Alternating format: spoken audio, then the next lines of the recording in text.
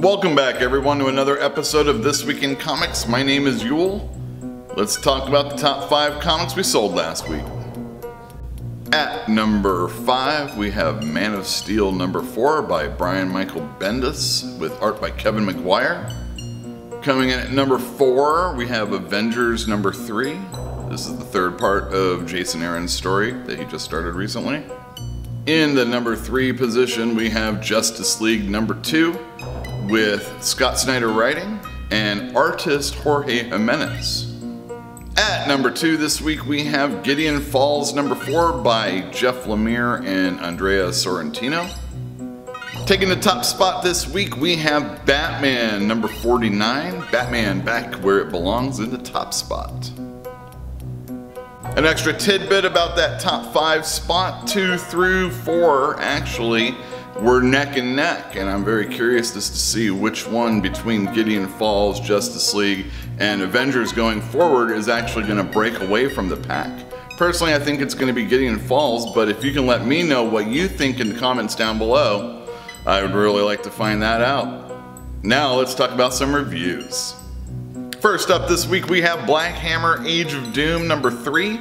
I personally am a very big fan of the Black Hammer series and all the other mini-series that go along with it. This is a new part of the story. We are on the 3rd issue and it is fantastic. Lucy has escaped the farm only to find herself in this very Sandman-esque world. And meanwhile on the farm everybody is trying to do the things that they are trying to do. It's mostly relationship driven in this one, so all the action happens on Lucy's side. If you want to see Jeff Lemire and Dean Ormston take on the endless Vertigo characters in this story, this is definitely one for you. If you're a fan of those kinds of characters and just know, like I do, how awesome Black Hammer is, you should definitely pick this one up. Next up we have Man of Steel number 4. This is a weekly miniseries by Brian Michael Bendis. Each issue drawn by a different person. This one is by Kevin Maguire. I'm a real big fan of his. Anybody that's read Justice League International or just likes really good facial features in comics should definitely check this one out. He's really good. Anyway, the story is all about Rogol Zaar. This is the guy that we saw in Action Comics 1000 who was laying a beating to Superman. This issue actually catches us up to Action Comics 1000 because the fight is actually occurring. It's hot and heavy. I really enjoyed it. Bendis is doing a really good job. I was really worried about his work on Superman, but he is hitting that out of the park. The mystery with what happened to John and Lois is continuing. It seems that Jor-El, who we saw way back in the Dan Jurgens Action Comics, is back, which is cool because when Bendis comes onto a book, he often likes to just throw everything aside and just say, I'm going to do things my way, but he's actually paying attention to things that have come on in the past, or I should say gone on in the past. I really enjoyed that aspect of it, and I'm really enjoying the Superman. You should be picking this one up. If you're not, do it. Next up we have Peter Parker, The Spectacular Spider-Man Annual number 1. This has 2 stories in it, but I'm talking about the first one, which was written by Chip Zdarsky, the series writer. And the artist in this one is Mike Allred with Laura Allred coloring, of course. This story is mostly about J. Jonah Jameson and how he was a jerk to his competitors back when he was a paper person. One in particular really has a mad-on to attack Jameson. He actually takes an old Jonah trope of the Spider Slayer and made it a Jonah Slayer, and Spider-Man has to try and save him. It's a really good story. I liked it a lot. We get a lot of character with Jonah. He grows a bit as a character. Zdarsky's been doing a really excellent job on this Spider-Man series, and Mike Allred's art is flawless. I also recommend you check out the second story, if only for the artwork. Chris Picciolo is back in comics after a brief sabbatical, and he does a fantastic job on this one. It's a really nice little story and fantastic illustration throughout the entire book. This is definitely an annual most people should buy, especially if they like Spider-Man. Next up we have Amazing Spider-Man number 801. This is Dan Slott's last issue, and we also have a fill-in artist for this last one in Marcos Martin. They've worked together in the past, and this issue is fantastic, like other ones they've done before.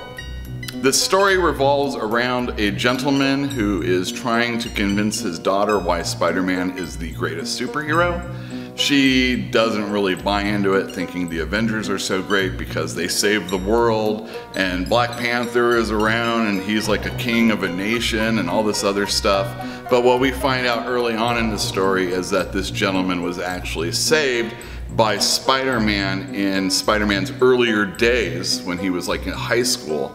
And this gentleman who got saved by him in a liquor store robbery, it was very important that he not stay there because he was trying to get to his father who was dying in a hospital bed, and he wanted to say his goodbyes. And it's pretty emotional in that respect. And it's also really cool because, you know, this guy really enjoys Spider-Man as, you know, a savior of New York, and even though he doesn't go out and do all the super crazy cosmic things, he still is very involved in saving the world, just one person at a time. It's an excellent issue. I highly recommend you pick it up. Every Spider-Man fan, or just a fan of really good comics, should pick this one up. Last up this week we have XMen Gold. For many, many months, Marvel's been billing this as the wedding of the century. Colossus and Kitty Pryde tying the knot? It didn't happen. Good job, Marvel. I know I say this a lot, but there are going to be some really fantastic comics coming out next week. Let's take a look. Last week I had a real long review about Bloodstrike number 0, and now Bloodstrike number 23 is coming out. This is drawn, penciled, inked, lettered, colored by Michel Fiffe. The first one that he did was a blast from the past. It felt very authentic, like an extreme comic book back in the 90s. If you're a fan of that, if you're a fan of people that are not typical mainstream superhero illustrators working on comic books, this is definitely one for you also. I am really looking forward to the rest of this series. The 0 issue was excellent, so you should definitely be picking this one up. Next up we have Charlie's Angels number 1. This is a Dynamite Entertainment book. They're very well known for taking IPs like Barbarella, $6 Million Man, Battlestar Galactica, and putting them in comic book form. I was a big fan of Charlie's Angels back in the day, actually. I feel that this could be a very easy property to bring into comic book. And the writer is John Layman, who is very well known for his Chew comic books. The artist is Joe Eisma. I think he did like Jughead or something like that. John Layman's an excellent writer. If he brings any sort of humor that he had from Chew to this, this should be a really good book.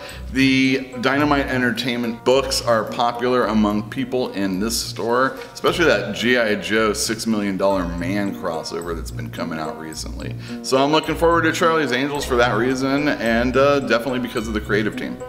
Next up we have Detective Comics number 983. A couple of weeks ago I thought 982 was going to be Brian Hill's first issue. I was wrong. It's going to be this one, and we're going to see Black Lightning leading the Batman team. I have read Brian Hill working on Wildstorm, the Michael Cray mini-series, which is part of the Wildstorm series. That is an excellent book, and I really enjoy it. I have heard other good things about other books that he's been working on, like Witchblade and some other stuff.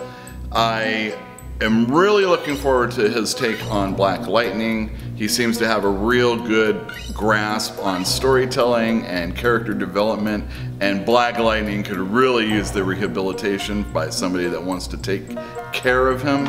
So I'm really looking forward to the series, and I recommend you check it out. Next up from Marvel, we have Sentry number 1, and I'm dreading this series. This is a character who is basically just a retcon. He's been around since the beginning of all our normal superheroes that we love and have followed, and his character has been insinuated into their stories after the fact, and I can't stand that. So I really am not a big Sentry fan. But why would I recommend this? Because Jeff Lemire is writing this. And I have liked everything he has written that I've ever read, and it's quite a bit. So, the question is this gonna be the one I don't like? It is gonna have artwork by Kim Jacinto, and I really like that person's artwork. I've seen it in Venom, and it's very, very good. I like the style quite a bit. It's a little scritchy. But again, the important thing is, will Jeff Lemire win me over on a character I don't like? Stay tuned. Last up this week, we have Thanos Wins, which is a collection of Donny Cates and Jeff Shaw's Thanos run that just ended not too long ago. This was very popular in the store. This was very popular nationwide.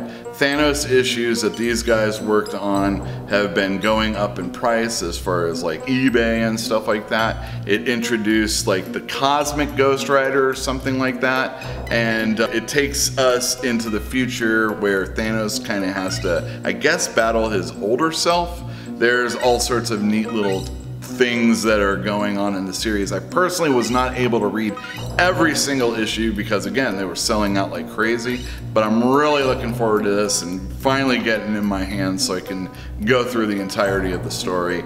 Everybody's been raving about it that's been in the store. The little bit that I've read is excellent. I'm highly looking forward to this. If you are a fan of Thanos, if you've seen Avengers Infinity War or anything like that, you should definitely pick this book up. Thank you everybody for tuning into another episode. We are now a year old. If you have any recommendations or suggestions or just what you want to see on this show, or if you just want to say happy birthday to us, let us know in the comments down below. If you like this video, please give us a thumbs up and share it with your friends. We'd love to build this community a little bit stronger each day, and you're the only people that can help us do it. So, until next week, see you then.